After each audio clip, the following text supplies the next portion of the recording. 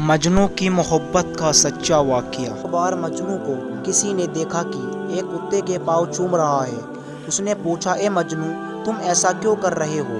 کہا، یہ کتا لیلا کی گلی سے ہو کر آیا ہے، میں اس لیے اس کے پاؤں چوم رہا ہوں۔ ایسا مست اور عقل میں خرابی آئے ہوئے انسان کو مجنوں پاگل نہ کہا جائے تو کیا کہا جائے؟ کسی فارسی شاعر نے یہی بات شعر میں کہی ہے۔ میں لیلا کے گھر کی دیواروں کا طواف کرتا ہوں، کبھی یہ دیوار چومتا ہوں، کبھی وہ دیوار چومتا ہوں، اور دراصل ان گھروں کی محبت میرے دل پر نہیں چھا گئی، بلکہ اس کی محبت جو ان گھروں میں رہنے والی ہیں۔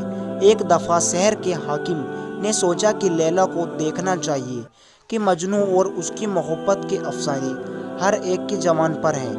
جب سپاہیوں نے لیلا کو پیش کیا تو حاکم حیران رہ گیا کہ ایک عام سی لڑکی تھی، نہ شکل، نہ رنگ، نہ روپ تھا۔ اس نے لیلا سے کہا، تو دوسری حسیناؤں سے زیادہ بہتر نہیں ہے۔ کہنے لگی، خاموش رہ کیونکہ تو مجنوں نہیں ہے۔ ایک بادشاہ نے اس کے بارے میں سنا کہ مجنوں اس کی محبت میں دیوانہ بن چکا ہے۔ اس نے دل میں خیال پیدا ہوا کہ میں لیلا کو دیکھوں تو صحیح۔ جب اس نے دیکھا تو اس کا رنگ کالا تھا اور رنگ بھدی تھا۔ وہ اتنی کالی تھی کہ اس کے ماں باپ نے لیل رات جیسی کالی ہونے کی وجہ سے اس کو لیلا کالی کا نام دیا۔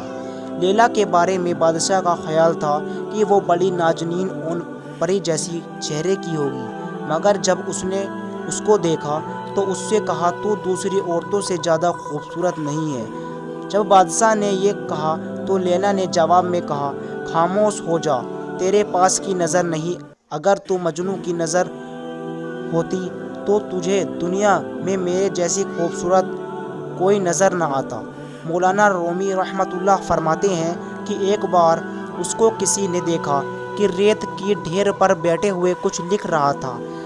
اس پر انہوں نے کہا، جنگل میں ایک آدمی نے ایک بار مجنوں کو دیکھا کہ غم کے بیابان میں اکیلا بیٹھا ہوا تھا۔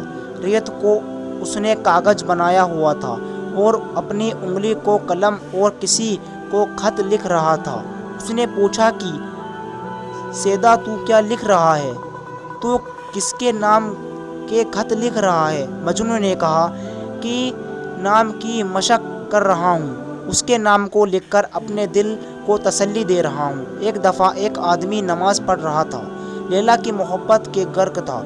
وہ اس کی بدحوشی میں اس نمازی کے سامنے سے گزر گیا۔ اس نمازی نے نماز پوری کر کے اس کو پکڑ لیا، کہنے لگا، تو نے میری نماز خراب کر دی کہ میرے سامنے سے گزر گیا، تجھے اتنا نظر نہیں آیا؟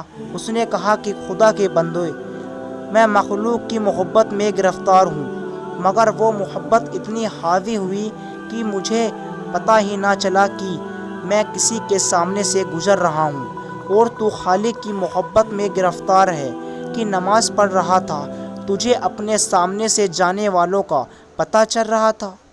سبحان اللہ۔ پیارے دوستو، اگر آپ کو ہماری یہ ویڈیو پسند آئی ہو تو ہمارے چینل کو سبسکرائب کیجیے۔ ایسی اور ویڈیو سننے اور دیکھنے کے لیے ہماری ویڈیو کو لائک کیجیے اور ہمارے چینل کو سبسکرائب بھی کیجیے۔ Thank you for watching this video.